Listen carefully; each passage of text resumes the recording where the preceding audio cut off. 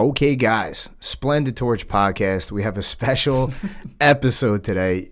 So we're 10 episodes in, and I don't think one episode has gone by, even my solo episode has gone by without me mentioning you, my dear friend. I'm honored.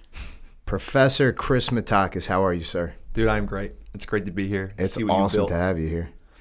Yeah, dude, you keep looking around, and the funny thing is, one of the things that I mention oftentimes on this podcast is many, many moons ago when we'd be cleaning the mats at headquarters on Broad Street, and the thought of having a school, any size school, like the size of we're in a closet right now, but dude, that was the goal. The goal was like, if I could just have a closet and I would put mats down, I'd be, not only would I be like happy and content, I'd be successful. That would be a huge success. Now you're looking around, you come to the school today. 3 mats going. Yeah, man, we got to walk like 100 feet just to get all the way to this corner to record. And the thing always was my corner of the world. Yes. Right? Like, as long as I could have my corner of the world, my place to do my work, everything would fall into place. And here we are, dude. Yeah, we're looking around. Thing, bro. It's just funny because, like, you come in and I see you. You're, like, looking around. And it's like, holy shit, we made it. We're here. Yeah. But then what tends to happen when you make it? You got to go somewhere else. Right. Yeah. Dude, welcome to the podcast. Thank you for having me. I've heard nothing but amazing things. All my students listen to it. They love it. We get a lot of good feedback. The thing that felt pretty good was we took a high, like I went on vacation for a week. The day I got back, Pete went on vacation for a week. Mm-hmm. So we were gone for 2 weeks, and people were like, where the hell are you guys? That's encouraging. It is. Then you get to return to it with fresh eyes. Yeah, we were excited. It's been a while since I was making fun of Pete on the podcast, and there was a void in my life. Dude, so here's the tricky part with having you on the podcast. Mm-hmm. We can go a million ways. Yes, we can. We could literally sit here and bro out. Mm-hmm. We could talk about like the good old days, the days of old when the nights were bold. Mm-hmm. We could talk about our winding road to get here. We could talk about mutual injuries, of which we have many. Yep. We could talk about, how many books do you have now? I think 11 going on 12. Dude, that's a lot of books. And I was about to say like 7. So I'm terrible at advertising. You are awful at advertising, and I'm a bad friend. But what we decided on is the hero's journey. The hero's journey. I'm not gonna steal all your airtime, and I definitely don't want to put words in your mouth. Mm-hmm. Why do you think the hero's journey is a great place to start? Because it's the most fundamental human story. Like, if you break life up through the lens of a narrative, like, the most fundamental portion of it is you are somewhere, and like you just said, you want to go somewhere else. And from the journey from A to B, you will encounter novelty. And often that novelty is difficult, and it's how you respond to the conflict that determines if you get to point B. And then our job is just to continually go through those cycles of death and rebirth each time we encounter novelty. And you get a little bit wiser and a little bit more of whatever it is you're supposed to be each time. So I think it's the singular unit of the human story. And it's expressed in every Disney movie, on every jiu-jitsu mat. Like, it's the human myth. Yeah. All right, so let's just assume that most people listening can't recite the hero's journey. So there's stages to it. Right now, correct me if I'm wrong. Mm-hmm. I mean, I'm going to guess that Joseph Campbell did not invent that, right?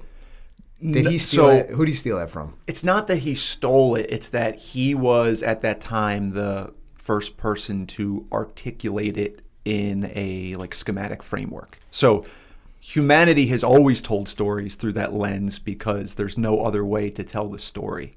He was the one who stood on the foundation of religions and myth and articulated what it was we were doing. But it seems like he got most of that from Jung. Like, I almost think he got all of it from Jung. Yeah. It's just Carl Jung didn't codify it as clearly.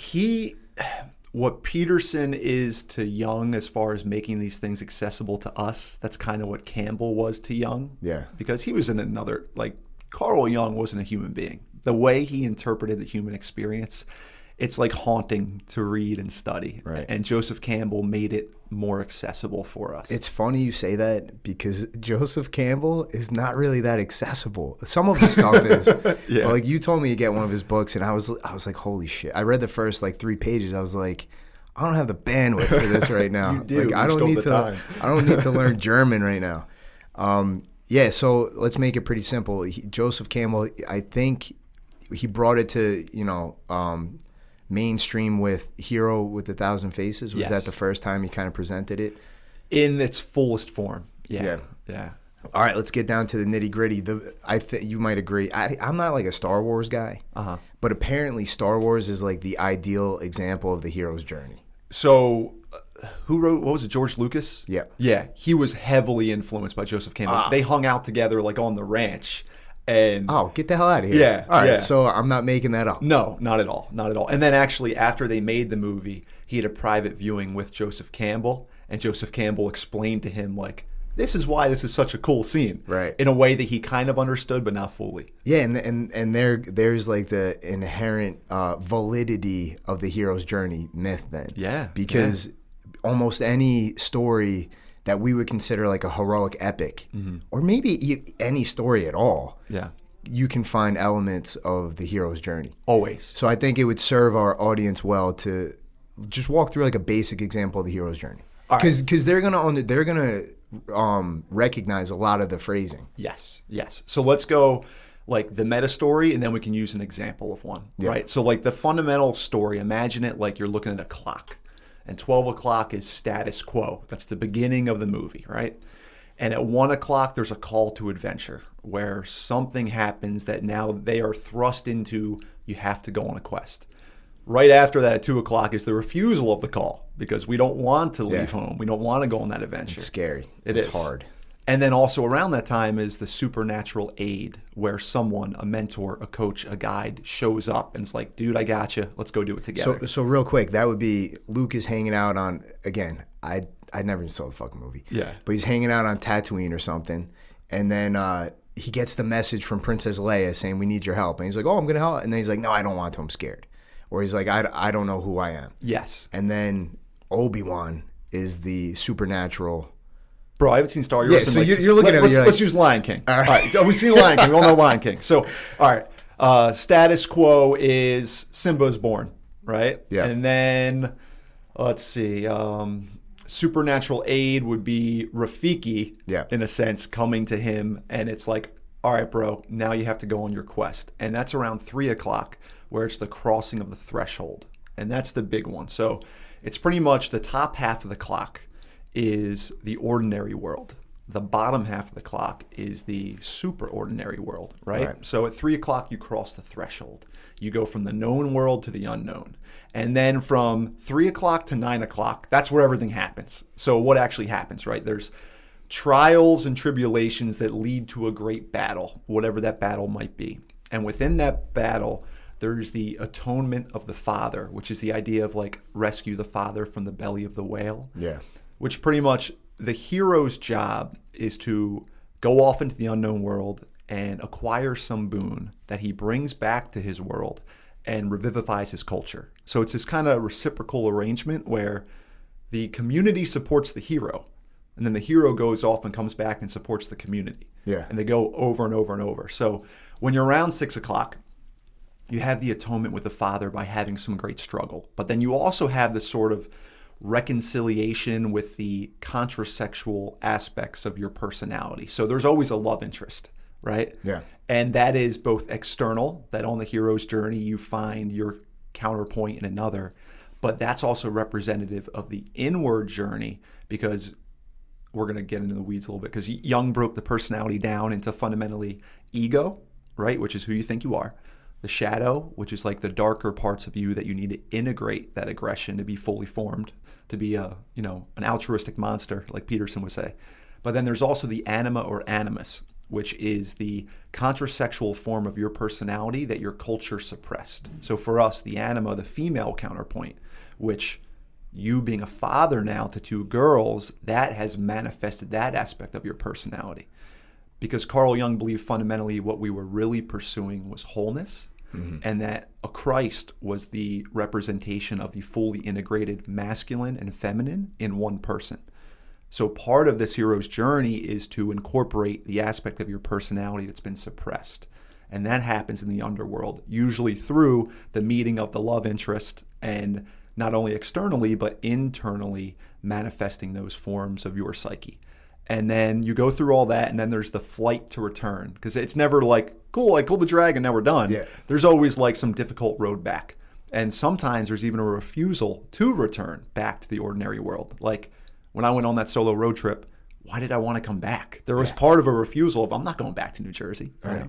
But then you do come back, and then from 9 to 12 is they call it the master of the two worlds, where you were master of the underworld, but now with this new skill you've acquired, you bring it to your regular life and you serve your people and you revivify your culture. And then you're back at status quo, like you said, which is owning a jiu-jitsu school with 3 mats. Now what do I do? Yeah. Well, then you go again through the clock and you go on the forever next and call ever. to adventure. Yeah. Dude, I think maybe even better than Lion King would be Moana. You ever see Moana? Dude, great movie, but I don't remember it well enough. I got to tell you, like you're going through all these steps, and that might be the ideal example, the hero's journey. The only thing is, and I don't want to stop you, but like you're talking about the love interest, and Moana like famously does not have a love interest. Nice. You know, I think it might be the first time where there's no other guy that she's like smitten with. Yes. She does have like Maui, who is like the big brother kind of supernatural guy mixed. Was that The into Rock? That was The Rock. Nice. Yeah. Nailed it. Yeah. You're welcome. So what are your thoughts on that? If there is not a love interest present, like what can take that role? Or is it just not that important? You could say that through the lens of that story, the arc of her development did not require that, which kind of makes sense because Moana would be a very masculine woman who had already integrated that masculine aggression into her personality and maybe therefore did not require that from that particular journey. Yeah. Yeah. Also, Disney probably wanted to have a female empowered role. It was huge. So, you know, if anybody's listening, they're a little confused. First off, go back, listen again. I have the benefit of having this conversation with you dozens of times. Yeah. But, dude, Moana is the best example. Like, it's perfect. It's step by step. And, you know, I'm excited to talk about this because, like, what do we do for a living? We help people go on their hero's journeys through jiu-jitsu. Yeah, so, like, you've put a lot of thought into this. How do you think jiu-jitsu is, like, the ideal representation of the hero's journey? Shameless plug. I wrote a book called Hero, which is how the hero's journey is the best pathway through. We were talking about it last night in the locker room. Jiu-jitsu. One of my students just got it. Awesome. Yeah, cool. he read 5 Rules for White Belts. Okay. He felt compelled to start there, being that he is a white belt. Nice. And then he went towards hero. Yeah. Because he looks like a friggin' superhero. He's like 240 rib jacked. That's awesome. But I told him, like, dude, hold on to your hats. Like, this is, it's a good place to go. What does the hero do, right? What is the meta action?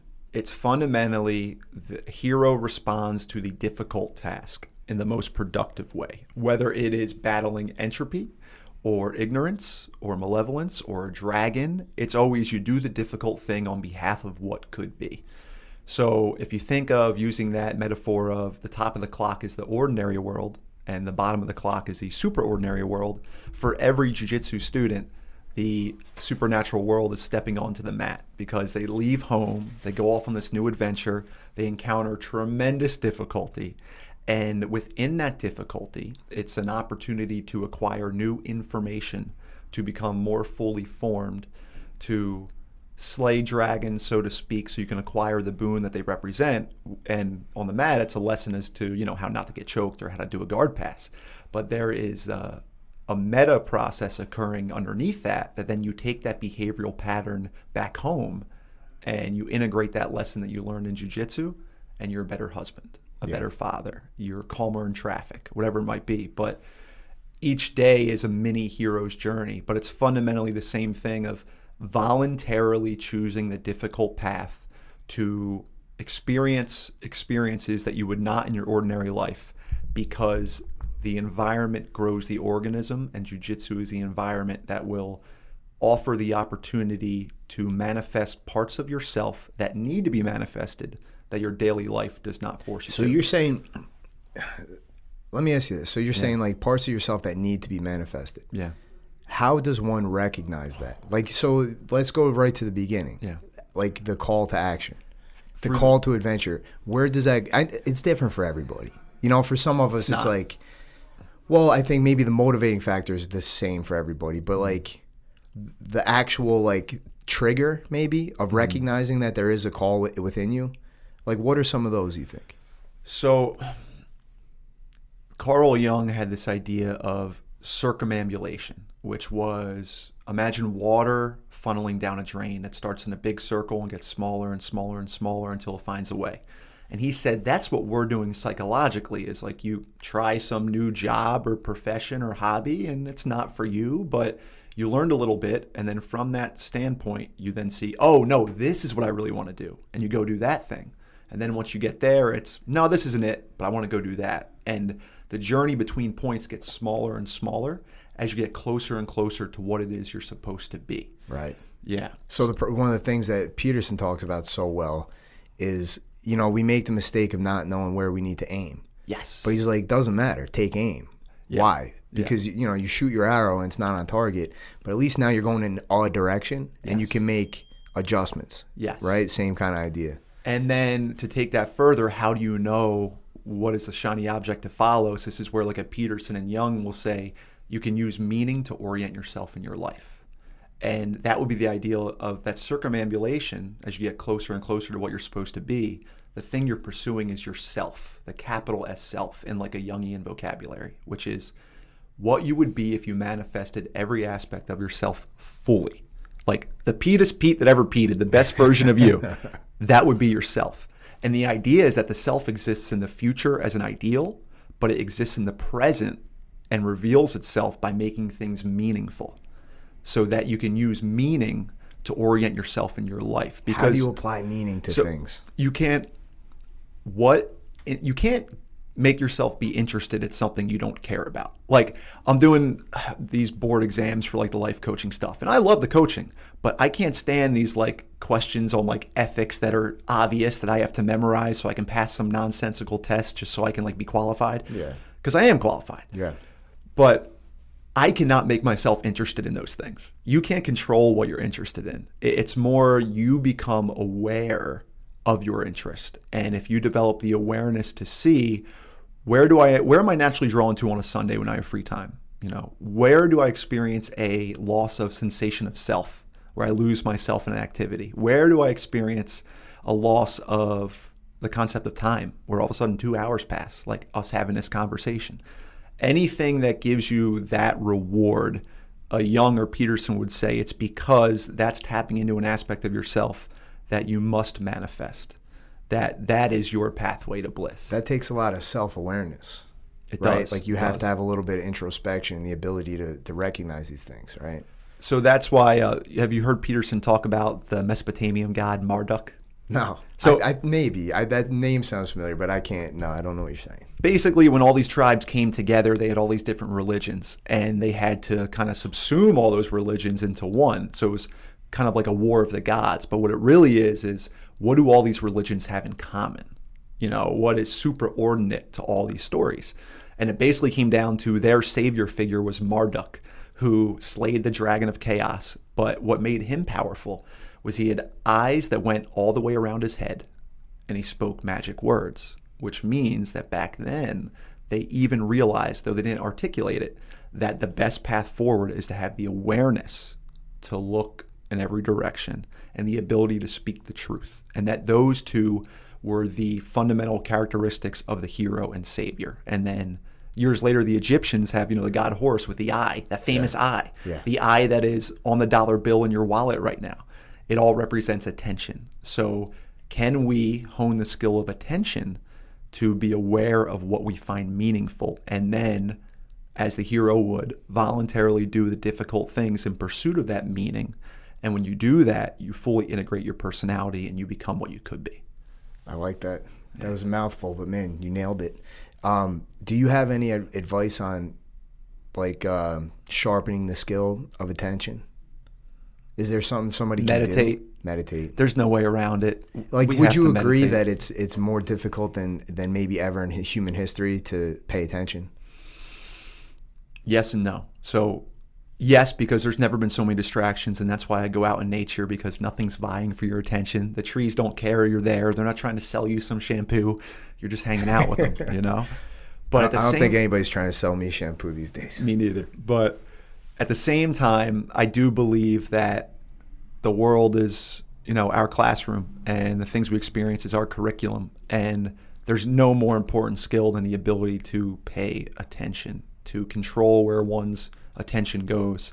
And we just have countless reps all around us now. So it's like, it's never been harder to pay attention, but you've never had more exercise equipment in this big gym to hone your attention skills. Yeah, you're hitting reps all day. Yeah. What role do you think fear plays in all this? I think in the same way you can use meaning to orient yourself in your life, you can use fear to orient yourself in your life, because the fear is often the refusal of the call, and it's telling you exactly where you need to go, because the dragon possesses the gold, or the virgin, whatever it might be, but the dragon and the gold are the same experience. You don't get gold without dragons. So I just got a tattoo like a week ago, right? Yeah. I got the dragon head with a dagger through it, and that, like, my tattoos all represent something very meaningful to me. Generally, like quotes that I fucking heard from you. And this one is the dragon with the dagger is it represents the cave you fear to enter holds the treasure you seek. Yeah. And the idea being, you go in the cave, what's waiting for you? The dragon's in there, right?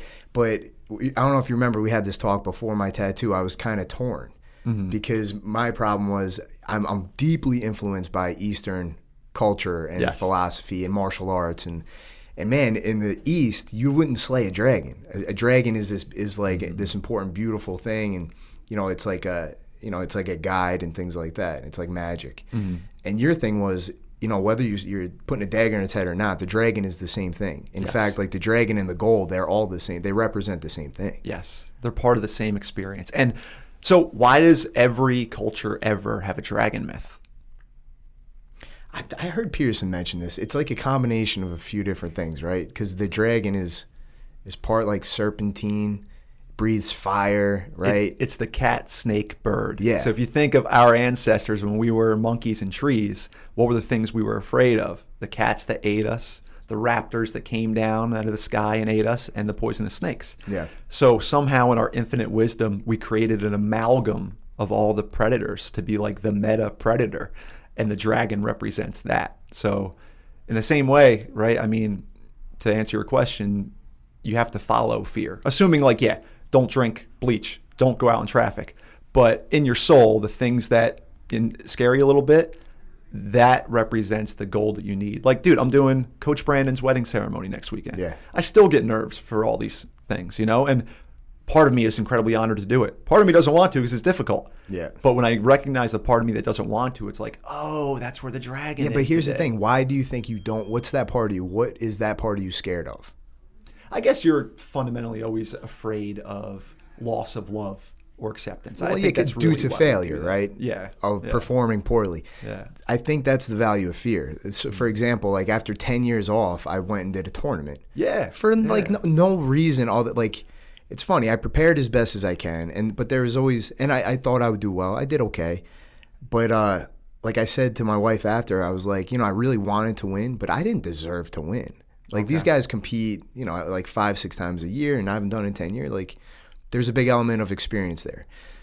But I did it nonetheless because the thought of doing it was scary. Good for you. And then you think, why is it scary? It's not the combat. Like, we fought in a fucking cage. Yeah. Like I kind of quote unquote go to war every day in here, like harder than the tournament was. Yeah. You're scared of the outcome. Yeah. You're scared of like the effect it might have on your reputation, your persona, your psyche, like the illusion of who you think you are. That's it. Who you think you are. Are you on the side of who you are, or are you on the side of who you could be? And to the degree that you are attached with who you are afraid of jeopardizing that. It's scary, man. It's scary. But if you are attached with who you could be, if you identify with that Jungian self, then it's almost like nothing becomes scary anymore, because I'm not going to be in this form for long. I'm going to go through as many deaths and rebirths as I can, and this is just the latest version of that. That's so valuable, because if you embrace the idea, like we're talking about the hero's journey, and I like that you were saying that jiu-jitsu, it's almost like you get these daily micro journeys every single day. And the key point is, at the end of that hero's journey, whether it's overcoming your anxiety about your first class or like training with people who are way tougher than you, you're bringing back that boon, that bounty every single time. So the thought of, if you asked me when I was that blue belt mopping the mat with you at 1:30 in the afternoon on South Broad Street in Hamilton, if you asked me that day to sign a lease and have 3 mats and be responsible for the rent and have 6 employees, I'd be like, hell no, I'm not that guy. Yeah. But over the next 8 years, what did I do? Every single chance I got, for the most part, I cowered at times, but I tried to expand my circle a little bit every single time. And every time you do that, you come back with a couple extra tools to make you more capable of facing the next call to adventure. I think there are probably really only 2 skills we need when we talk about the hero's journey, and it's the ability to pay attention to meaning, it's the ability to orient, and then it's the ability to just go do the thing that you don't want to do, and you have done that over the last however long it's been, over and over and over. And it's almost like each mini hero's journey, you're acquiring some new boon and you're bringing it home, but it's almost like you're just training the skill to do the difficult thing. Right. And if you can have the capacity to do a lot of difficult things, and if they can be cumulative in that there's compound interest because they're all headed in the same direction, that's when you do something like you've done, which is build this school. Right. Yeah, it's exponential. Yeah. I might be jumping way too far ahead, and we could go wherever you want. But we've had this conversation over the last few years a few different times. In judging by like the expectation of that blue belt me that we were talking about, we are wildly successful, far beyond anything that blue belt. Yes. Maybe definitely I hoped for it, but did I really expect it? Maybe not. Way beyond that. And you would think that now it's time to, bask in the glory of what we did and just, be happy and rest on our laurels. But every 3 months or so, I call you with what issue? Not existential frustration of what's the next challenge. Not that it's not enough. I never want to give that off. I am one of the most fulfilled, happy, content people. Not content. That's the wrong word. I'm happy but not content. Because I think there's inherent, there's like an inherent part of you. I don't know if it's primal. Maybe, I don't know why. Maybe you have some insight that you just can't be stagnant. Like stagnant is this very uncomfortable feeling. Well, I think there's 2 things, right? So your sensation of positive emotion comes more from moving toward a goal than it does from achieving a goal. So you're saying like an actual chemical. The systems in your body. Now you're starting to sound like Tony Robbins. Well, that gets to the next part. Yeah. So the systems in your body require movement forward toward a compelling future.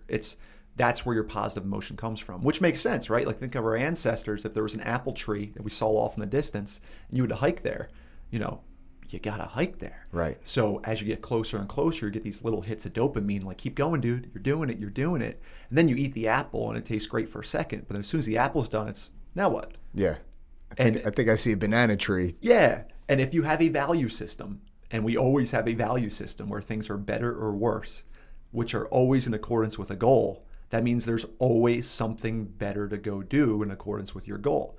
But then a Tony Robbins side would just say that's the fundamental nature of life, is growth or decay.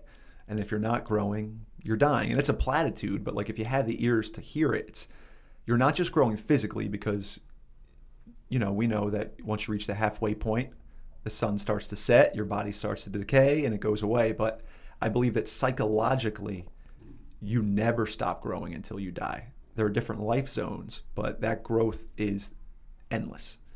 So think about the weight of what you just said, though, and the unfortunate truth that the vast majority of people are not actively pursuing growth. So, dude, I'm with you, and we've had this conversation a lot, and that's where, like, I bring in a Ram Dass, who he tells his story about, some people aren't supposed to wake up this life, and he uses the metaphor of, imagine there's a mountain 6 miles high, 6 miles wide, 6 miles deep. And every 100 years, a dove flies over it with a scarf in its mouth. And the scarf brushes the mountain.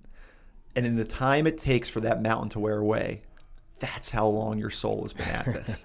So maybe you're not supposed to get it in this life, you know? And that, I kind of used to, when I was like in my 20s and more of like an aggressive Western mindset, was like, you know, no, you it's a matter of will. You know, you conquer this thing. But I don't think we it talked is. about you yesterday on the podcast, as we always do, but we were talking about, well, we got into the weeds a little bit in terms of like personal responsibility, right? And like taking action and not just shaming people, but addressing the fact that like anything else, it's a skill that you got to start somewhere, right? To develop will, that will is like a muscle that you can strengthen. Yeah. But some people are born just with stronger wills. And like I talked about how my mom tells a story when I was born, when my brother was born, my older brother Jared, and I talked about him yesterday. You know, he's a junkie, he's been in and out of treatment, never had a real job. Great person, I love him to death, but life has been difficult for him, and you would never think, because he's good looking, he's jacked, like, you know, he's got a lot going for funny. He was always the cool kid, but life was just always hard. And my mom says the day he was like in the delivery room, you could just see it. He comes out and it's like he was looking around like, what the fuck? Where am I? Put me back. I don't like it. Yeah. And just he never shook that. Like he was always just kind of like, this is too much, man, too much. Yeah.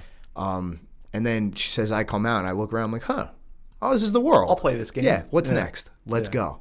And I don't think I have the iron will that you do, but I cannot complain with the hand I was dealt. Yeah. Like I've seen some weaknesses I've had over the years, and I think naturally, inherently, I had the ability to confront that head on. Yes. Also, I've done a lot in my life to condition myself to handle these negative things, right? Yeah. Yeah. So stress inoculation. Yeah, it's not. I don't think anybody's born with enough willpower to handle a lifetime of like negative things coming at you. But you have to invest in the bank account of willpower. Yeah. And that's where I think, to complement the willpower that you are given, that you can train, I do believe that, say, a philosophy is your soul's immune system. And that's where you talk about pursuing meaning. Like, bro, I'm obsessed with everything Carl Jung and Jordan Peterson are talking about. Like, obsessed. And I can't control that. It's just like, I have to understand this. It speaks to you. It resonates with you deeply. Deeply. So real quick, before you get any deeper into Peterson, for some reason there's a lot of negative with like stuff going around him. I don't get it. I'm not really sure. I don't know if maybe one of the reasons is that his adherence to traditional philosophies and like, I don't know, extolling the values of traditional religions. That's like a negative thing these days, apparently. But talk a little bit about that, dude. Like the value of these traditions that are already laid out before us and have been for millennia. Yeah. That are easily poo-pooed. Yeah. For obvious reasons, like, you know, it seems like witchcraft and all that stuff. But what's the value in adhering to a philosophy or tradition that's been around for so long? It's been around for so long because it worked. So if you view all through a Darwinian lens, you know, survival of the fittest, and then you think about the idea that the same holds true for ideas, that the fittest idea survives over time. And then you look at what a religion is, which is a culture's attempt to communicate behavioral wisdom. So then it's like, okay, well, how did that wisdom get compartmentalized into this story? So it's like, we observe our people and we see someone being successful, and then we attribute characteristics to that person as that's the hero figure. And then you get enough cultures together and you take all of those heroes and then you look at, well, what do they all have in common? That's a meta hero. And then you, in order to, because remember, we didn't have the written word, we didn't have podcasts. So in order to communicate to the next generation what is the proper way to act, you tell it in story centered around a hero. You do that long enough, that becomes a religion. And now think about how most of the tradition is oratory and it's extended for thousands of years. Only the worthwhile parts of the story stick.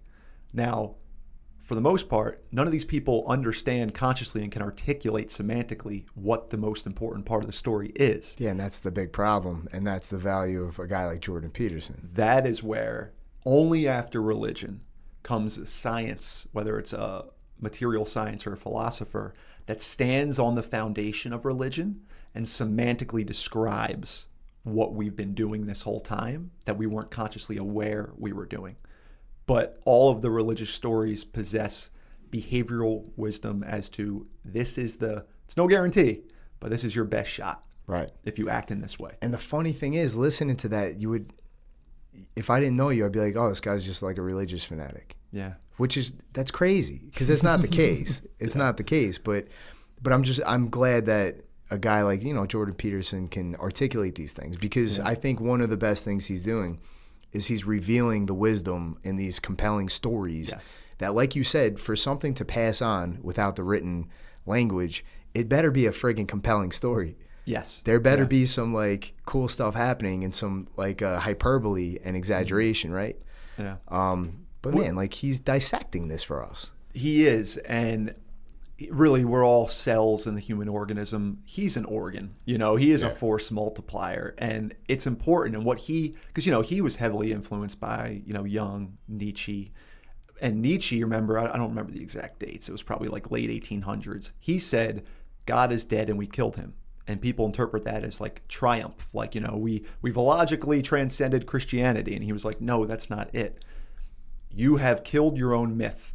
And the only thing that can take its place for meaning is either nihilism, which is no meaning, right, or sort of identification with the state, like a totalitarianism." And 30 years later, right, we see what happens with all the world wars. Like, he predicted that as an experience of, we've lost our religious myth. We can't come up with anything better. We're going to replace it with something far worse. So Peterson comes out, and there's never been a more secular culture than right now. And he's like, we're throwing the baby out with the bathwater. You view religion through a scientific lens when we could be viewing it through a psychological lens. And here's the truth, whether it's historical or not. Here's the truth that pertains to your daily experience as far as how to act. That's profound. That's big. Yeah. The value of like principles, code of conduct, virtues. We talked about this like a couple months ago. I was reading, I forget what I was reading, but it reminded me of reading that biography on Benjamin Franklin, how he actively pursued like virtues and attaining and sharpening the skills of these certain virtues, where a lot of modern living is done through avoiding committing like quote unquote sins and like acting like with morality and judging actions based on whether or not they're moral. Yeah. And that's a very passive way to live your life in terms of your character, right? Where Benjamin Franklin's approach, he got from, I don't know if he got it from the Stoics per se, but he got it from like ancient Greece, where they had a much more active role in pursuing character development, which they had a list of virtues. Yeah. And they actively tried to do things every day in the vein of these virtues. Yeah. Right? So instead of like sitting back and like, did I do this with morality? No, you're actively trying to do things that are going to make you a better person and make your life more fulfilling. They're skills. They're skills that are trained. And just how you have a curriculum in jiu-jitsu of, we're working on close guard this week. I'm working on humility this week. Dude, you know what I want to do? I'm curious to hear your opinion on this. So everybody here knows that I come from like a karate background, a kung fu background. I taught, traditional martial arts. Then I got into jiu-jitsu, fell in love, and here we are. But that influence is never going to go away. It's always going to be a part of me. And you can see it. Like, we're not stifling here, but we've got structure. And like, we're a very structured place. And we'll never lose like the bow. We'll never lose the uniform policy. Yes. And all these like, Eastern influences that I really like. But I would love to implement things that I thought were powerful coming up in karate, like reciting the student creed in the adult class, or reciting like the principles of black belt excellence. Yeah. They're just virtues. And we literally end class like as an adult, like you're standing there and you're surrounded by 30 adults, like normal members of society, nobody that's corny. Yeah. And we're dedicated to the principles of black belt: honesty, integrity, humility, courtesy, perseverance, and all these things. Mm-hmm.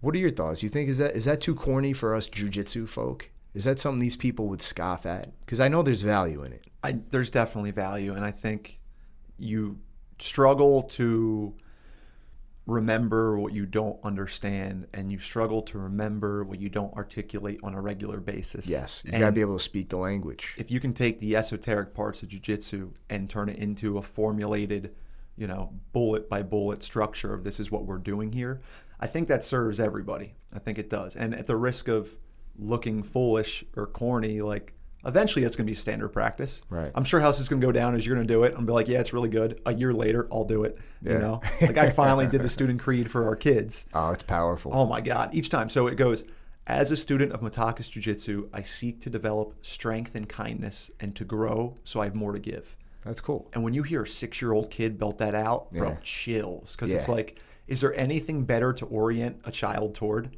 than to develop strength and kindness so they can grow and have more to give? No, and then you use that as a way to go a little bit deeper and explain to them what it means. And then before you know it, you have 100 5-year-olds who could describe and articulate what the hell that means. Dude, in my 6 to 12-year-old class yesterday, we were talking about what it means to kill the monster when it's small. Yeah. Like, dude, like the opportunity that you give children to have access to these ideas and play around with them, and then they will present themselves to them throughout their life at a young age, and they're going to become aware of it. They'll have an understanding of it, an awareness.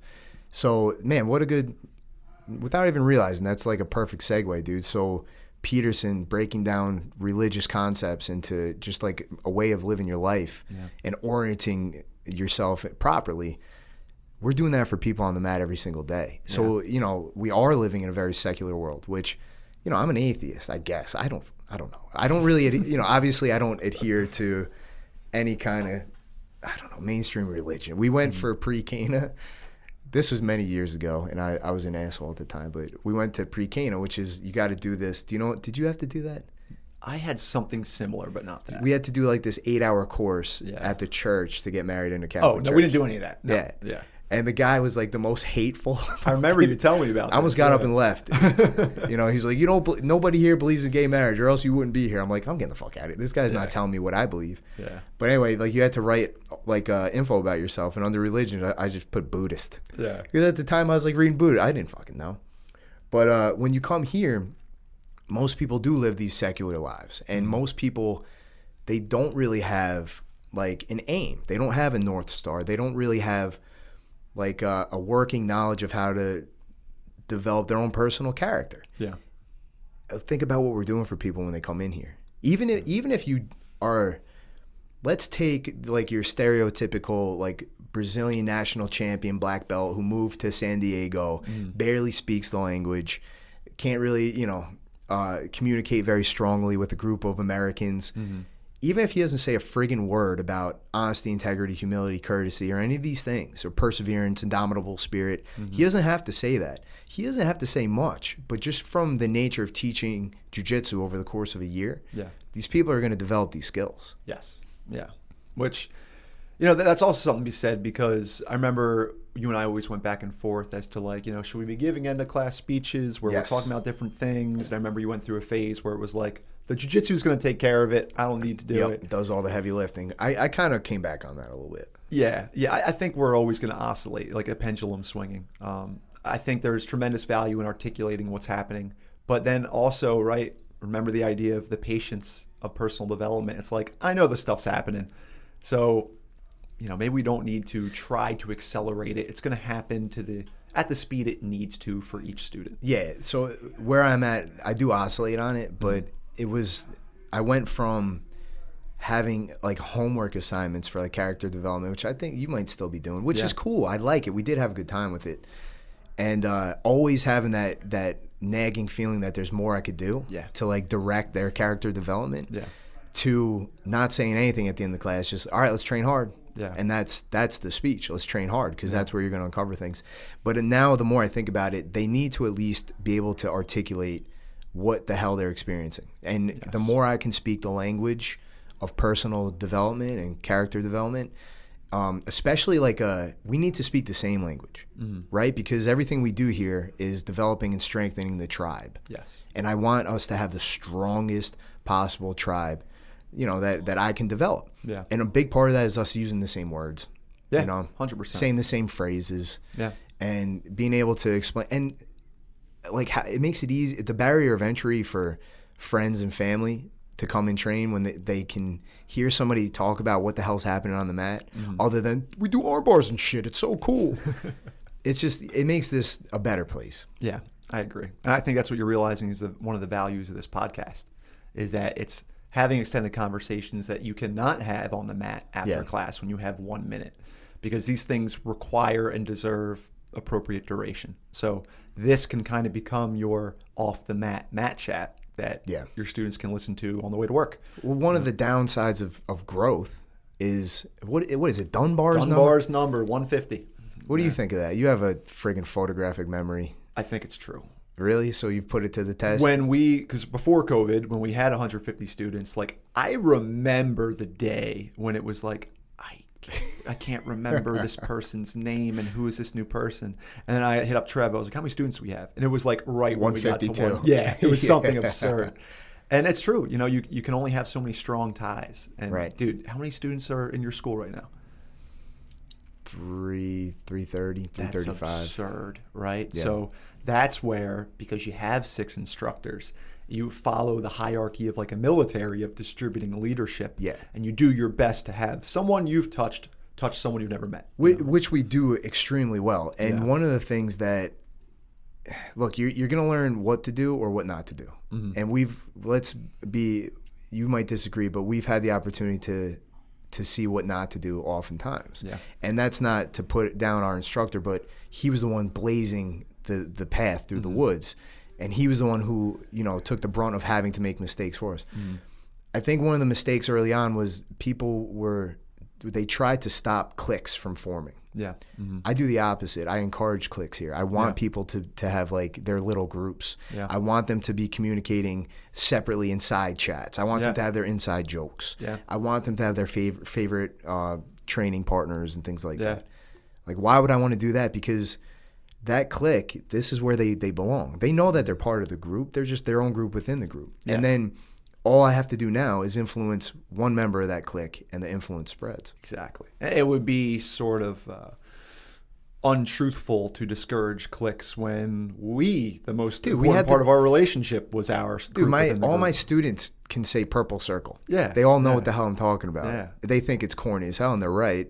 Stupidest name ever. I think Max came up with that. Yeah. It's got to be Max. I think so. But yeah, dude, there's value in that. And especially after the last year where we've realized nothing's more important than community. If you can have multiple communities within one community, you're meeting a lot of needs. That's paramount. I would never get in the way of human connection, Yeah, for some reason, dude, I don't know if you've ever heard this come up, somebody accusing jiu-jitsu guys of being like in a cult. Yeah. Right? Mm-hmm. Would you say that there's such thing as a good cult? If you're going to be in how do you define cult? Right, exactly. Like if you're going to be in like a group of strong-minded, like-minded people, this is the one to do. Yeah, right? Who have a shared ethic, who have a modus operandi for how we're going to act in the world, who have a place of worship. I mean, if you think about like the 3 components of religion, there's the teaching, the teacher, and the community. And that's one of the reasons why jiu-jitsu is so helpful. You've got the Dharma, you've got the Buddha, you've got the Sangha. The Sangha is the community. You need all 3 aspects. And we have the teaching, so we've got that part down. You have the instructors, so you've got the teacher, but you need a group of peers to go on the journey with, to bounce ideas off each other. Like Peterson says, like we outsource sanity, that you need the group, right, to kind of play catch with and figure out what it is you're supposed to be. And we need that, especially I remember when I really realized the value of investing in teammates was like, I think it was me, you, and Rob. And I remember I wasn't at class one day. And then that next day, you guys showed me what we learned the previous day. And it was like, I've outsourced my education through building deep relationships with you guys that you weren't going to let me not have access to the information I missed. And Not only that, we made such a strong relationship that if you had missed the training session, we're eagerly awaiting your return to happily show you. Yeah. So it's not like you have to come seeking it. Like you were an extension of us. And we talked about that a lot, like no man left behind. Yeah. And part of it is selfish altruism. You know, it's just, I know that the environment determines what I'm going to become. So I have the personal responsibility to build the best environment. So I need Pete to be as good as he can be. I need Rob to be as good as he can be, because then that's going to be the soil that I get to grow in. So even if you're not feeling altruistic and loving your partners, you do it because it's the best thing for you. Yeah, like selfishly help the people around you. Yeah.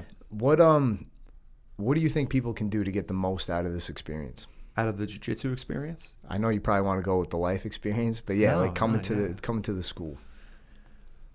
Because look, you can just show up. Yeah. And you don't have to think about any of these things. You don't have to think about personal growth. And literally, you could show up and just try to learn the friggin' techniques, train a little bit, and go home. Yeah. And you're going to get a lot of that runoff benefit. Like, your life is going to change. Yes. Yeah. But you're leaving so much on the table. I think we left a lot on the table. Mm-hmm. Like the purple circle. Mm-hmm. Like, I think there were too many years where we were just fucking killing each other. Oh, which is, there's completely value. one-dimensional. Look, I love it. Yeah. Like, I love it. I wouldn't recommend that prescription. No, dude, look at us. Yeah. Our tits fell off. Like, we're falling apart. But I'm glad. Like, I like where we are now. I want to trade it. No, it was a great experience. But I just wonder if we could jump in a fucking DeLorean right now and punch it to 88. Like, what would we say and like, say we go back to 2009. Mm-hmm. What would we say to that group of guys? What would I say? It would be, drill way more than you do live training. It would be more. Make yourself take a day off each week. It would be have freaking patience. This takes time. Yeah. I used to, luckily when you train multiple times a day, if you have a bad training session, I would like chastise myself and be angry and upset. But then I got to train 3 hours later and rectify it. But like, I viewed shame as a fuel source as opposed to just love and appreciation for the craft. But I would tell myself and current white belts to slow down. It's going to happen when it needs to happen. Just put the mat time in. So if we think about production versus production capacity, it's how can I get as many mat hours as possible over the arc of my life, if this is going to be the vehicle I use to develop myself. Right. And if it is going to be, it needs to be sustainable. We just went right for production. It's like, I'm going to train as much as I possibly can until something bad happens. Not only as much as I can, as hard as I can. Yeah. I think it's a little bit easier in today's world to focus more on like attaining skill, like getting, like just acquiring knowledge. Look, like the best guys in the world literally are putting out DVDs every weekend with all their secrets or whatever. Yeah. When we were coming up, that wasn't the case. Like, I remember we'd sit on the mat with Ricardo, and he'd watch videotapes from like the Worlds and translate it for us. Yeah, and like he'd rewind it a few times, and of course it'd just be in his brain and his body forever now. Yeah.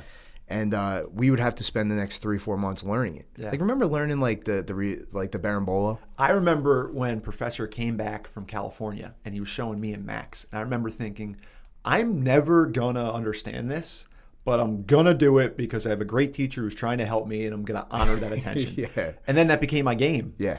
So, dude, that's all we Berimbolo for 5 years. Yeah. I remember he was teaching us the Kiss of the Dragon.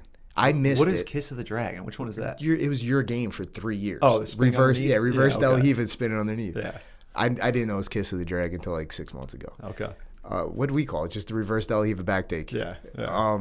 But I remember you were showing it to me. I like missed that instructor training. I was like, this is fucking gibberish. This is like, now I have like the 6-year-olds are doing it. It's funny how that works. Yeah. But I do think that I don't think we misused our time. We purposefully, we directed all of our energy into accomplishing one thing. The problem is, I don't think what we were trying to accomplish was to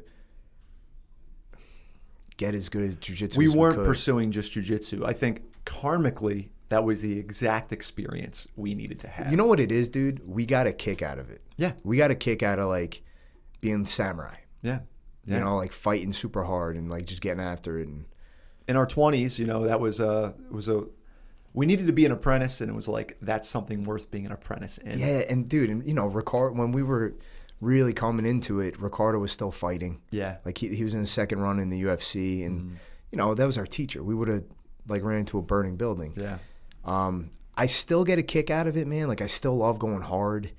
It definitely takes like a little bit more of a toll. Yeah. But I have a lot more enjoyment in like putting the magnifying glass on technique now. Oh yeah, that's so much fun. Back then, it wasn't that much. It wasn't like it was like maybe we just get to Randori. Maybe we weren't good at it yet. I don't know, man.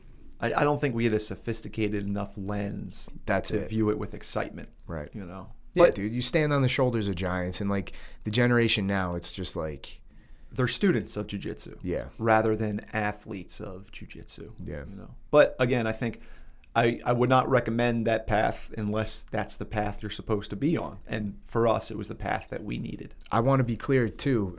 Sometimes I think we spend so much time discouraging that. Yeah, yeah. And, like, we make it seem like that's not on the table. That is an option. Yeah. And, like, some people, that's the best route for you, like you're kind of saying. Yeah. And for some people, like, you do have to understand your goal. Like, if your goal is to be in, like, Abu Dhabi, you're going to have to get to work. Yeah, dude. You better like be grinding every single day. Like you should not be comfortable for the rest of your life, really. Yeah. Well, that's a great way to put that. That ties this whole thing together is that we are goal-oriented creatures. And whatever your goal is, that determines the positive and negative valence of things, like what the value is of those things. So the more you can single-mindedly know what your goal is, you can very quickly determine, is this on behalf of my goal, or is this an obstacle to my goal? Yeah. And if your goal is, I'm 43, I've got 2 kids, and jiu-jitsu's fun, it's helping me with my cholesterol, then you don't and shouldn't train like that. You train so that when you go back home to your family, you have more to give them. Yeah. And that is not death matches all day where you have no energy to play with your kids.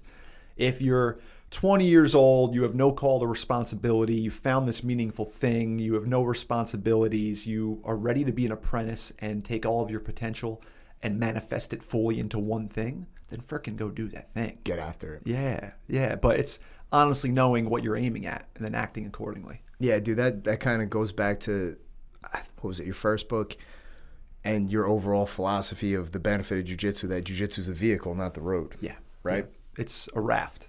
But for some people, it is. Like, for the very select few, it's like, it is the road, right? For like a handful of people in the world. It is, but then even that, I would argue, like, let's say you were a full-time jiu-jitsu guy and you worked 40 hours a week at jiu-jitsu. What is that? It's still only, what, a third of your life or something? Yeah. How many weeks? 24, 7, 140, what, 168 hours in a week? So a quarter of your week is like jiu-jitsu? a guy like Gordon. Yeah. So still, that's only a quarter of his life. Yeah. You still got a lot else going on. Right. At least he should. If that's his path. Maybe he's shown it, right? There are some people that are coming into this world, and like Tom Brady almost seems to be one of them, despite all of his other achievements, where it's like, this is what I'm here to do. And this is all I'm going to pursue. Everything else is subordinate to this. And that's a beautiful thing. If you are an outlier, whether as an artist or in your profession or whatever it might be, and that's your greatest path through life, then by all do means, it. By all means, be consumed by it. Statistically, you're probably not that person. You're not. Yeah. There'd be no disputing it. There'd be no wondering and pondering. You would know. You would know. Yeah, there isn't a conversation. Dude, I'm very upfront. I'm not that guy. Neither I was and I'm not. Yeah. I mean, even when I was the deepest into the jiu-jitsu lifestyle, it was always, I'm very influenced by like samurai culture and stuff. It was just, that was one aspect of living. It was never like my end all be all of my existence. And like I said yesterday on the podcast, I've got a lot of students, a lot of them who are way deeper into the jiu-jitsu lifestyle than I am. But that's by design. That's on purpose. Like, there are other things that I love and I want to pursue. Yes. And like, if we're going to bring it back to the hero's journey, I'm always going to have that with jiu-jitsu. Like, it's part of being hurt is kind of like the excitement of coming back. Yeah. Right? Like, it is exciting to get back into it. You know what I'm excited about? Smashing people. Yeah. Not like beating them up, but like, I like showing up to 10:30 and watching all the high-level guys, the young guys getting ready for Abu Dhabi, inverting and all, and doing. I'm excited to come back and just smash them. Good for you. Like, I want to squeeze them and make their knees touch and cross-face them, because before I got hurt, I was doing that. I was spinning around. I was going after the legs, and I'm excited for the cycle to kind of restart, right? But I need bigger further reaching, overarching heroes' journeys. I need to, like, there's only so much that growing the school will give me, right? Yeah. It's only so challenging. You know, like looking at buildings. Terrifying. There's a lot going on, dude. That's huge. That's something to pursue. Yeah. Woodworking. You know, like building stuff. Like, that's so hard. It's frustrating. It's and then putting it out there, like building furniture for somebody, and now they're paying me for it. That's a terrifying thing. Yeah. Like, you know, the point being, like, this whole podcast was all about the hero's journey. And I think the big thing to take away from it is, like, that's where you really derive meaning. Yes. Right? Like, that's where, like, you get your fulfillment from. Yeah. And I think it's easy to disparage your own journey when you compare it to the journey of others. And that's why social media is so detrimental to all of our well-being. Yeah. Because you get a fake persona that is better than it really is, and they're on a different path, pursuing a different goal than you are. But just by the nature of the filters, it's, oh, that's better than my path. And whether you are pursuing Abu Dhabi or you are trying to lose 20 pounds so you can play with your kid when you're 50, neither one is more heroic or noble. Like, for each soul, and that's where, you know, I'm heavily influenced by a lot of Eastern ideas, and I kind of feel like we're all souls, and this is our curriculum, and we're going to experience things that bring us closer to God. But said in a different way, I think we're all kind of the same thing. Whatever consciousness is, it's the same, and it's just we're experiencing it in different forms. And like they would say that you chose to incarnate in this body because you wanted to have this experience. And I really view, when I see people, when I'm at my best, I don't see, you know, 30-something male, works here, has these kids. I see a soul. Yeah. And no soul's path is more noble than any others. They're just different manifestations of the one journey that I think we're all on. And I think you're you and I'm me. Yeah. You know? I like that story you talk about Ram Dass. Like, when he looks in the guy's eyes. Do you want to tell it? Right. So Ram Dass was the guy that, for those who don't know, he taught at Harvard, taught psychology. Came up with Timothy Leary, right? Yeah, a lot of LSD Psychedelics. experiments. Got fired from Harvard. He went to India to find a guru. He found one. He came back and he popularized Eastern teachings. And really within that, it was pretty much like his whole thing was, we're all just walking each other home. Yeah. That we're all souls here to learn a lesson to bring us closer to God. And that when he was in his clearer moments, like, he would view it as, when we see people, we judge them. You're too tall. You're too short. You're too this. But when you go off in nature, you don't judge the tree that's crooked or bent a certain way. It's just, oh, that's a cool tree. Yeah. Oh, that's a cool tree. So he viewed people as trees. Like, oh, that's a cool person. That's a cool person. But then when he saw more clearly that, like, oh, that's just a soul behind those eyes. And it's like, wait, you're in there? I'm in here. Yeah. How'd you get into that one? Yeah. Dude, I guess that's like the goal, man. Like, seeing somebody else is just like you in a different body, right? One of the things that I like about that jiu-jitsu's done for me, I fall victim to everything, right? But luckily, the lifestyle we've lived gives me the tools to kind of recognize and pull myself out of it sometimes. Yeah. But if you look at jiu-jitsu, like, I'm not a world champion. You know, I'm not Marcelo Garcia. I'm not Gordon Ryan. I'm not any of these guys. But just because I'll never be Marcelo Garcia does not mean I can't do jiu-jitsu. Yes. You know what I mean? And just because most of my students won't even be me does not mean they should not do jiu-jitsu. Yeah. Apply that to any area of your life. Like, just because I'm not going to be Brian Colonna, real estate magnate of South Jersey, doesn't mean that I shouldn't pursue maybe investing in a property, even though it's only a fraction of what he's doing. You just learn to forgive yourself for your shortcomings, and then you learn to applaud yourself for your strength, and then to realize that they're the same thing. That your strengths and weaknesses are the polar aspects of who you are. That you cannot be strong without your weaknesses. Like, you described my will, right, which would be one of my strengths, but that's also a tremendous weakness for me, say, in my intimate relationship. It's, God bless Amber, it's got to be really hard to be my partner, you know? They're always aspects of the same thing. In the same way the dragon and the gold are the same thing. It's just, that's your particular experience and curriculum. And it's interesting that creatively, like, all your pursuits tend to be centered around creativity. You can only have creativity with limitation. That's why the genie is in the bottle. You know, like that's the only way it works, that you need to be restricted in a way that will force you to, in a novel way, act differently. That's why games have rules. That's why chess has rules. If all the pieces could do whatever they wanted, it wouldn't be a fun game. You need restriction. So I almost think our weaknesses are the restriction, which is a gift that allows us to play the unique game of being ourselves. Ah, I see. So you're not flexible, so you become more cunning. Or you're not very strong, so you have to have sharper skill. Yeah, or maybe you have a lot of social awkwardness and you don't feel comfortable and you have anxiety, but because of that, you've developed a tremendous relationship with yourself or with nature. It's all part of the same thing. And in the same way, the larger community will view, say politically, they will view only the positive aspects of culture or only the negative aspects of culture. And that is these ideologues that they only expound on, this is the negative part of culture, ignoring the tremendous benefit it serves all of us. In the same way, we do that as individuals to ourselves, where we chastise that negative part of ourselves and we hate it without realizing that that's just fundamentally the way we were built to play this game.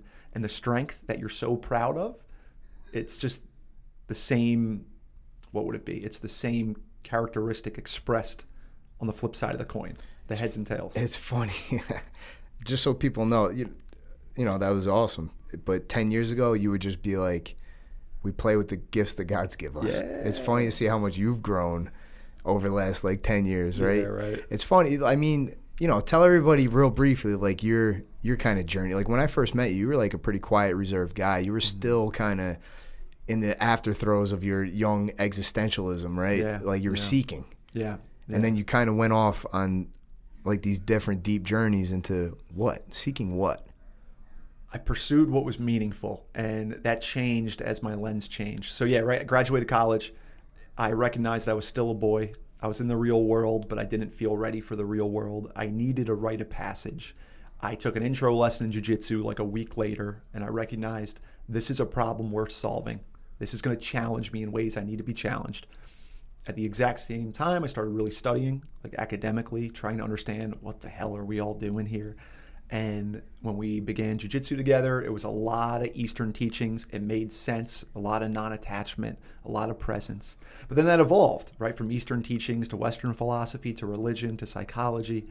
And in my arc of pursuing jiu-jitsu as a vehicle for personal development, I also pursued, call it academia, as a pursuit of understanding myself. And the jiu-jitsu and the books walked hand in hand. Right. And then that all sort of, I had achieved my goal of I was the head instructor for Professors Newtown School. And I was like, this is all I wanted to do. I'm good. And then you get there and you're like, wait, there's more to life. And then when I was 29, I went away on a solo road trip, which was the best summer of my life. And I sort of had my own rite of passage that I needed to create. And I realized, okay, I'm here to serve people. It's time to put down some anchors, because I avoided anchors at all costs. Wait, real quick. When I don't remember, when you went off, what triggered that? What was the... Tearing the pec the first time.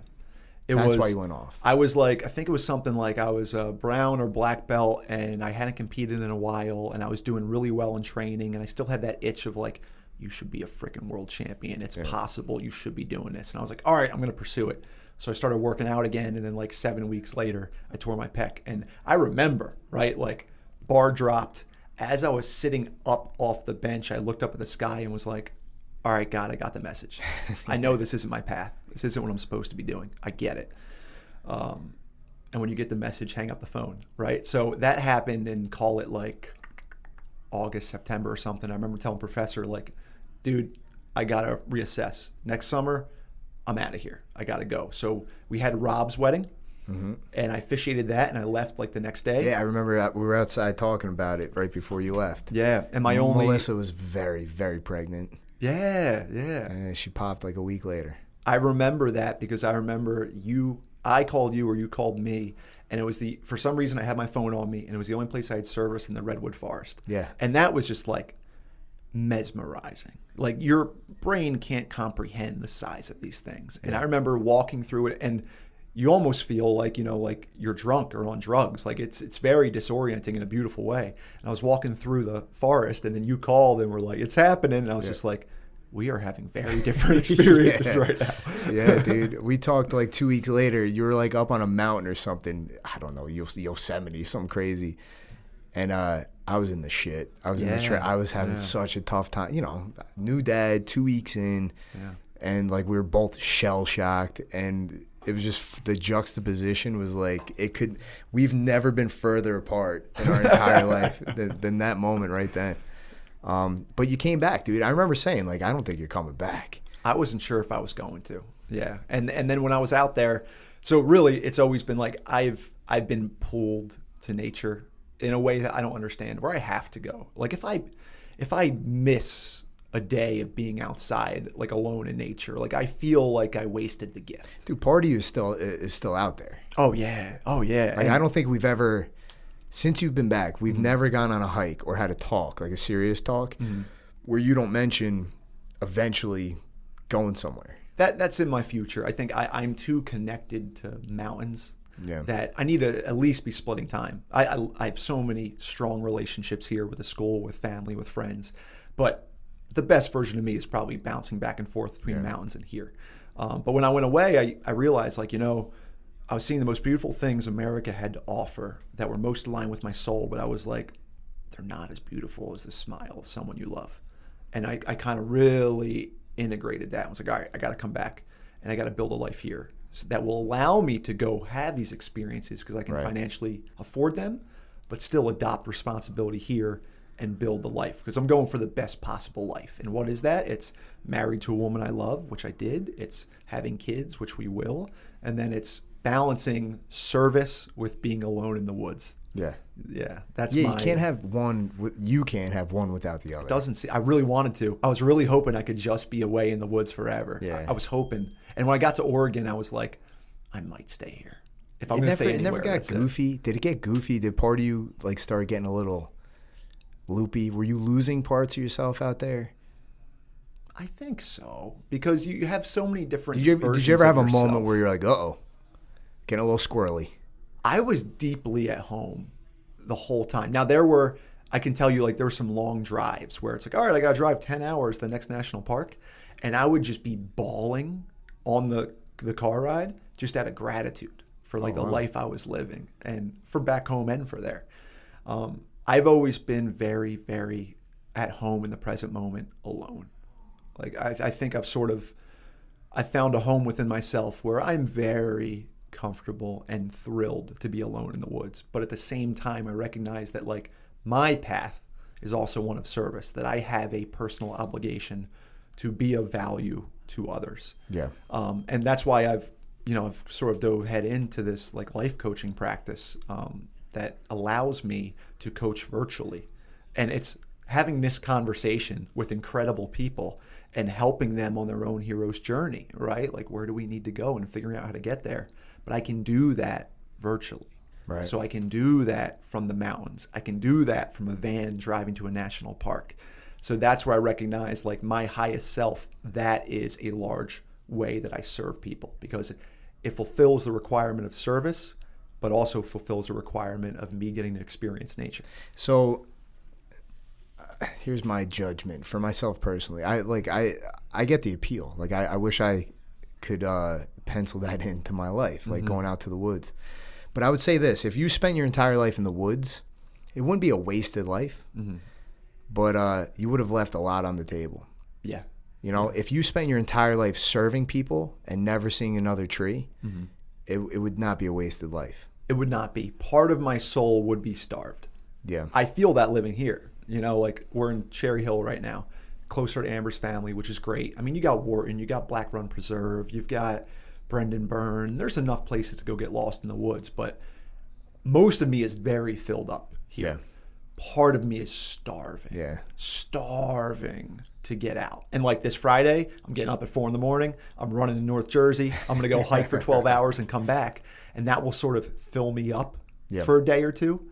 But in the arc of my life, it is not sustainable for me to be living in this densely populated of an area all It's the time. hard, man. It's unnatural. Some people thrive in it. It just always feels very, very unnatural for me. My brother's in New York City. Loves it. Yeah, no thanks. No. I get anxiety. Like that's where I get my tattoos. It's just Yeah. it's draining. It's exhausting for me to go there, you know? It is. I just wonder, like, do you think if you lived the rest of your life in the woods that you'd be just as thirsty and starving for having not fulfilled the service part? Yeah, absolutely. I need both. You think everybody does? I don't think everybody needs solitude. Like Melissa, my wife, she does not need solitude. She hates solitude. Yeah.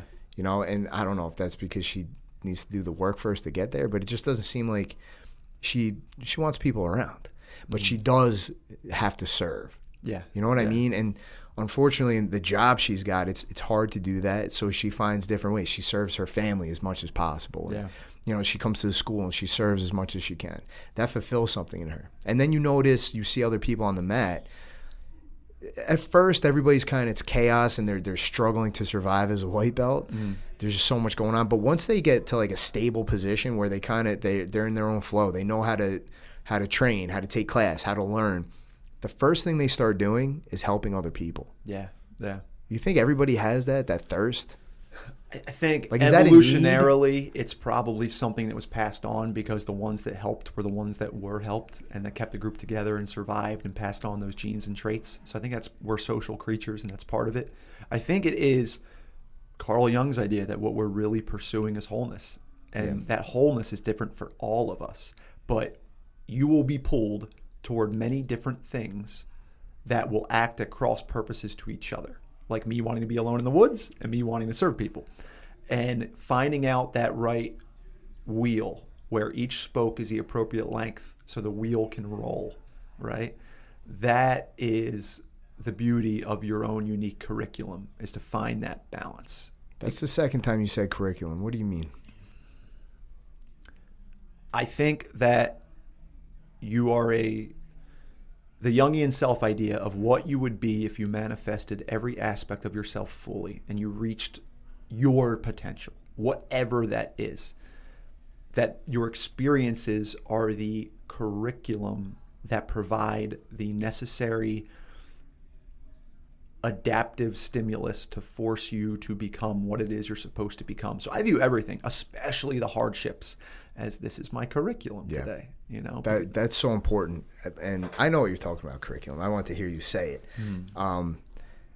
If people are going to take anything out of this today, it's just if you can use the right words when seemingly bad things befall you. Yeah, it changes the way you perceive them and react to them. 100%. If you look at like a shitty situation as part of your curriculum, like, man, just get the job done and like you pass the test, you pass the course, right? Yeah. And an easy metaphor, a good example would be JiuJitsu. Like you're rolling with somebody who's a little bit better than you. That's a curriculum. Yeah. It's very obvious that that's the case. Yeah. Everything that they do to you is something you need to figure out and overcome. Yes. Why? What happens on the other side of that? You're the next version of yourself. You're the next version of yourself. Yeah. And that's somebody that you can sit with a little bit longer. That's somebody who you wouldn't mind being in the silence with. Yeah. And more importantly, I think it's somebody who's more capable to get you to one more step towards that person who, like you said, is the ideal version of yourself. And it doesn't happen by accident. Right? It won't. It does not seem At least it wouldn't happen if you avoid the curriculum. Even if you know the goal and the curriculum, it is very labor intensive to get there, and you may not. You're not. A lot has to go Who's gotten your way. To the ideal? No, I mean, but again, that's something that it's like jiu-jitsu, that as you advance, the ideal recedes, right? Because you become more capable. Always so and forever. More capable. Yeah, always and forever. But good example of that is like Gordon. Yeah. One of the things that I like about what he says when he's not like talking shit, which. We know Gordon. Like, you know Gordon very well. Like, you spent a lot of time with Gordon. What do you think he is as a person? Beautiful human being. Do you think he's this persona? No. I think it's an aspect of his personality that he is that confident. He is that confident. He does believe in himself, but he's not a dick. Like, he's really a respectful heart of just a servant, like a really good dude. Always a respectful, nice guy. Yeah. But anyway, I like that, like, when he talks about his accomplishments, he always says, and I still have another 20 years. Yeah. He's like, imagine how good I'll be in 15 years. Yeah. Most people are like, look what I did. You know, and like they can't imagine a world where when they're quote unquote over the hill at 35, 36, that they're going to be much better. Yeah. But he does, man. He does have this crazy ideal that he's going to strive towards. And we can both guess what's going to happen when he gets there. Yeah. He's going to have a new one that's even further off. You got to applaud somebody like that. Yeah. And you have to learn from them. That's a valuable lesson. Yeah, it is. It is. It just, again, right, the ability to be aware of what's worth pursuing and then have the lifestyle designed to pursue it effectively. Yeah. Whether it's becoming the best in the world jiu-jitsu or it's buying a house and having a nice backyard, you know, like whatever your path is. And that's where, again, like I really think we, on the whole, self-esteem wise, do a great discredit to ourselves and our peers by undervaluing the uniqueness of our pursuits. Yeah. No path is, though through the lens of cultural values, some are better than others. Like, yo, you're all on a hero's journey. And it doesn't matter how it compares to other people because, like, this is your classroom. Look, you're the hero of your story. Yeah. No matter what. No matter how it stacks up. Is it going to be a terrible story? I mean, it's your call, you know? Is the dragon going to eat you, or are you going to refuse the call and stay in your parents' basement?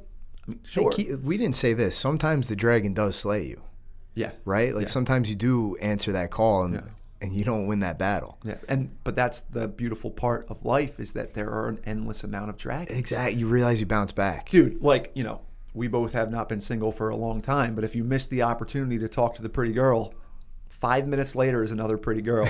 You know, like there's always opportunities to rectify your previous wrongdoings, which again was more so you weren't ready to make the change then. Yeah. And now you are. And the important thing is to do it. The best way to do it is to do it, to take aim, even though you're not going to hit the target and you don't even really know what the target is, but you gotta take a shot. Yeah. You gotta get the ball rolling. Yeah. Dude, I don't want to take any more of your time. What do we got? What time is it? It's 12 o'clock. Got a little bit of time. We got a couple minutes, yeah. Talk a little bit about your curriculum, your books. Okay. Do a shameless plug, dude. A shameless plug. All right, let's say I want to get started reading the library of Chris Matakas. Where should I start? All right, I would go on Amazon. I would type in my name, and all the books come up. You know, I wouldn't necessarily recommend them in chronological order, though they're all great. The first two, the My Masteries, are like a very good beginning approach to here's some strategies to do better at jiu-jitsu. Let me frame it this way. Please.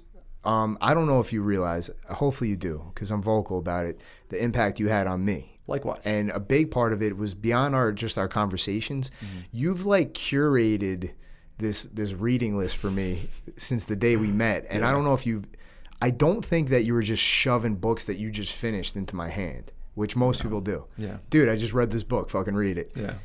It seems like you like introduced me to things slowly and like purposefully. You started me off on Way of the Peaceful Warrior. Great. Which, as Nick Liescos would summarize, just be peaceful, bro. and Max was holding it upside down. That's so like, you know, I want to emulate that, and like I want to buy books for my staff, and I would not buy the same book for all of them. No. They're all in very different places. Every Christmas I do that, where everyone knows the gift I give is books. Unless you're like my wife or my mom, I'm not giving you a gift, and if I do, it's a book, right? Yeah. And so every Christmas the instructors get it, and I get them very different books. Because some people don't read much. Some people are struggling with this aspect of their lives. Some people want to become this. Some people just need access to a new idea that their environment hasn't given to them. Dude, so you started me off on Way of the Peaceful Warrior, Dan Millman. Where else did we go? Then we went to Siddhartha, which I revisit every year. Yeah. Then I forget where we went. Then we started getting deeper. Mm-hmm. But it was the point being, you started me off on the most accessible.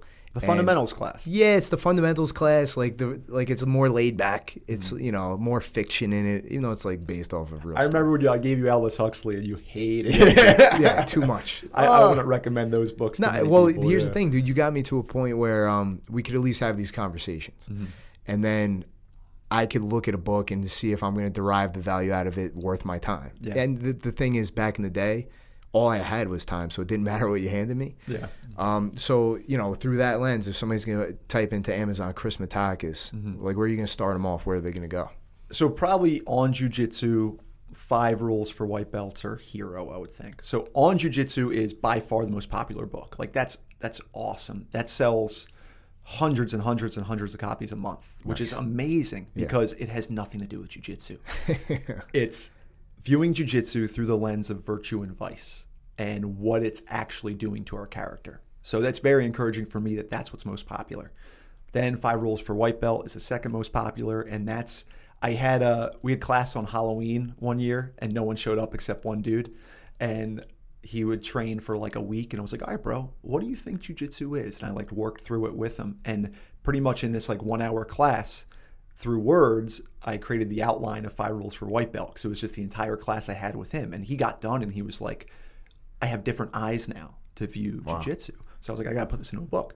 So I put that into a book, and that's been really great. A lot of school owners buy that in bulk, which is very rewarding and awesome. Yeah. And then Hero is everything we talked about today, but through the lens of jiu-jitsu. So they're all great. But each one sort of represents a different evolution of, my interpretation of what jiu-jitsu is. So they're all different. Some are more, here's some techniques and strategies to acquire skill. Some are, here's how you can take what you learn on the mat and apply it off your life, but they're all pieces in the puzzle. Yeah. Yeah.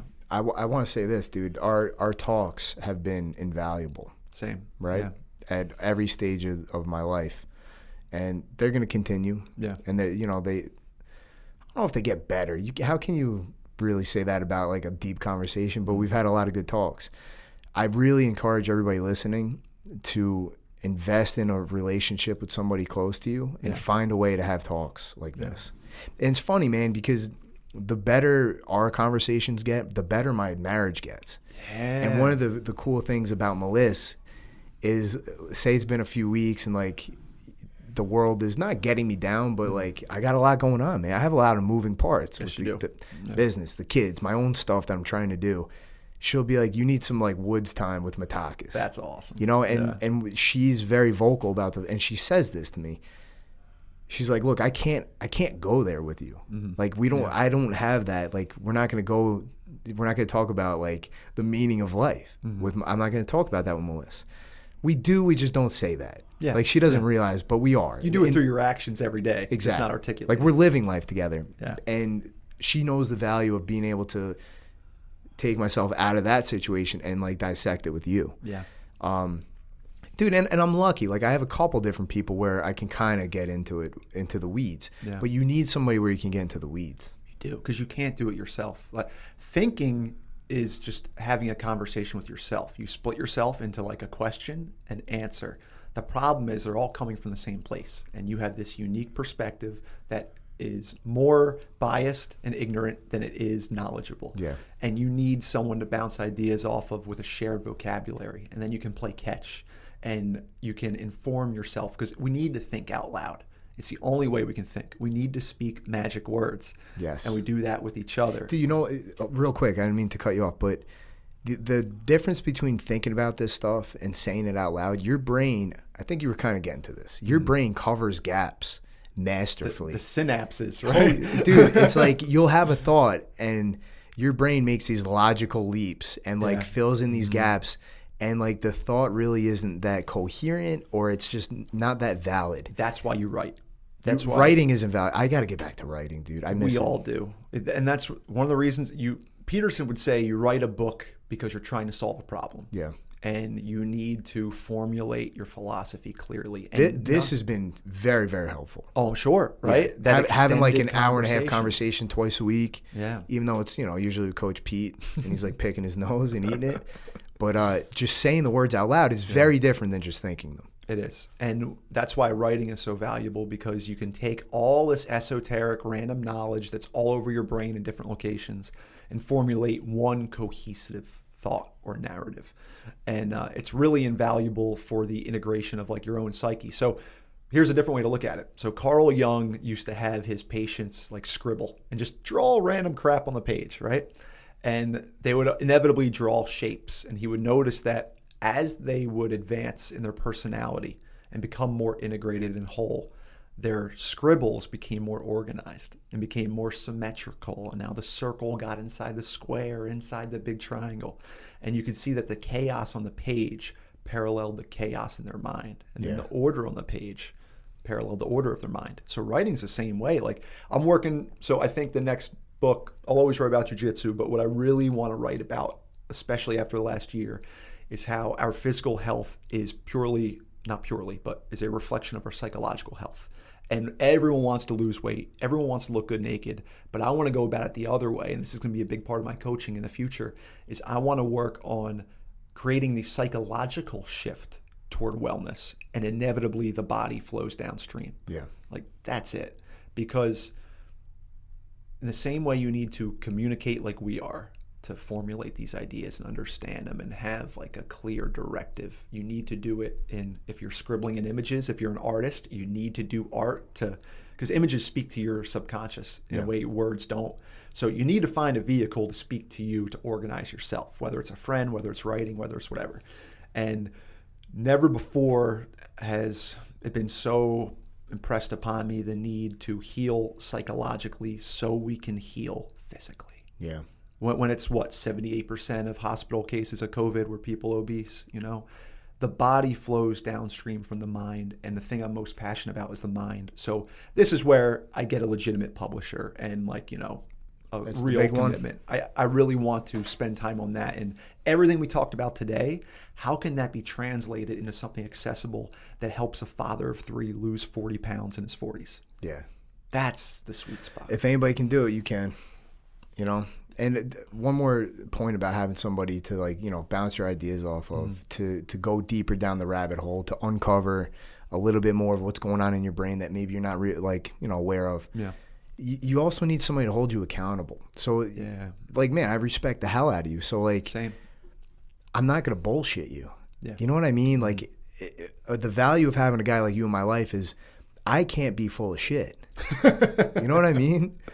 I can't come to you with some crap about like who I think I am, because you're gonna look at me and be like, okay, Yeah. And that's invaluable, man. And it's almost like there's an avid, how when you're writing you have a constant reader. Yes. And when I'm developing a curriculum for the jiu-jitsu school, I have an avatar in my head. Perfect. When I'm doing junior sharks level 1, I picture a kid that I want to help, little Timmy, and what's it going to take to have little Timmy get the most out of this? Yes. When I'm having thoughts or just doing something, I'm about to make a decision, it's important to have people like you in my life that even though you're not sitting there looking at me, I need to be able to tell you about this. Yes. And not feel like a dirtball about it. And have it stress tested. Yeah, Yeah. dude. And I don't want to lose, for lack of a better term, lose face in the eyes of my friend, somebody I respect and hold dear. No, and I mean, it goes both ways, I think. Likewise, real quick. Yeah. I also wouldn't want my jiu-jitsu to be shit. Yeah. And yours be much better, because that affects the dynamic of our relationship too. It's true. That's one of the reasons why we all got so close, was because we had that shared respect for each other's path. Dude, if Max was a little bit better, it would have probably changed our relationship. Yeah, he wouldn't have been a peer. Yeah. Yeah. We were just holding on, but we were able to bully him a little bit. Yeah. But that was the good thing about our little foursome. Yeah, 100%. And within that peer group, everyone has different strengths that complement the group. So you're very kind in all the ways you said I have been a benefit to you. You've been equally beneficial, if not more, in different areas of life. How many times you tell me bro, you should probably get a girlfriend? I was just trying to hold you down to the earth a couple times. Yeah, which I needed. Same thing now with, business and running a jiu-jitsu school and being the leader while at the same time wanting to be alone in the woods. I need your influence. And you've always done that for me. And I think that's what a real friendship is, a balance of peers, and you're also mentors for each other in different things. Yeah. That's the sweet spot. That's a real friendship. Yeah. It's good when you can both bring something different to the table. Yeah. So go back to jiu-jitsu, the purple circle, we had this beautiful dynamic. Mm-hmm. We all kind of had the same sense of humor. We all brought this maybe the same desire to accomplish things physically, but different skill sets. Yeah. But they were all pretty even. Yeah. So it lent itself to a good democracy, right? Yeah. But then you throw somebody like Dante Rivera into the mix, and he's hilarious, and we Yes. fucking love Dante. He's got a heart of gold. He's the best. Yeah. But he's like a condescending dude. But he wouldn't be like that. He's not like that with anybody who's better than him. Yes. So he really, like, the hierarchy of jiu-jitsu skill really dictates his behavior. Yes. And I think it does everybody's, whether you realize it or not. I agree. So, like, it's important that you find like a counterpart. You do. And the good thing is in jiu-jitsu, like, it's pretty obvious. You color belts help. I mean, the dude. belt system's there for a reason. You're right. You do. You need a peer group. You need a sangha. You need a community of people to pursue this path with. And if you're fortunate enough if you're really pursuing it together, that means you are bonded in a way where your relationship transcends the mat. And then that's what allows. I think that's inevitable. I think. Yeah. I think that happens. I think when maybe there's some outliers, but from what I've seen over the last 14 years or whatever, when the guys are like meeting up before class to drill and they're like getting most of their rounds in together and they volunteer to clean the mats together after class. Yes. It's inevitable that they're going to be buddies, that they're going to spend a lot of time off the mat. Yeah. It'll start like they drive down to a Naga together. Yep. And then that's like they get dinner afterwards and they're best friends for life. Yeah. Then they're in each other's weddings. And we need that. We do. Life is an absolute beautiful gift, but life is a team sport. You need the right people around you. And that's something I've realized, like one of my own shortcomings in my lack of leadership is the lack of prioritizing the people, because there's nothing more important than your people, whether it's a deep friend or it's, a valuable instructor or whatever it might be. People are the most valuable asset in more ways than one. And we need to treasure and protect meaningful relationships, like no matter what happens. Like my boy Chuck, right? I love Chuck. Chuck's the freaking man. He's a beautiful human being. We meet up Sunday mornings for walks. Chuck shouldn't exist. Dude, I am Chuck so is grateful not like- that at My Hero Story, he's my the avatar of my assistant. He's the former Division I lineman, who's 6'3", 400 pounds, calves bigger than my waist. Yeah. Gentle giant. Gentle dude. giant, heart of a servant, hilarious, he shouldn't exist. No, he's a cartoon character. I'm very grateful that he does exist. But when you have someone like that when you find, if we can use meaning to orient ourselves in our lives, when you find a relationship meaningful, it is meeting so many needs that you are not aware of, and you have to protect it at all costs. You got to fight for it. It's the same way you fight for the culture of your jiu-jitsu academy. Yeah. It's something that you can't just address once, set it, and forget it. Every you day. have to constantly. Yeah. And what you're saying, guard your relationships, invest in them, be grateful for them, be mindful of them. Yeah.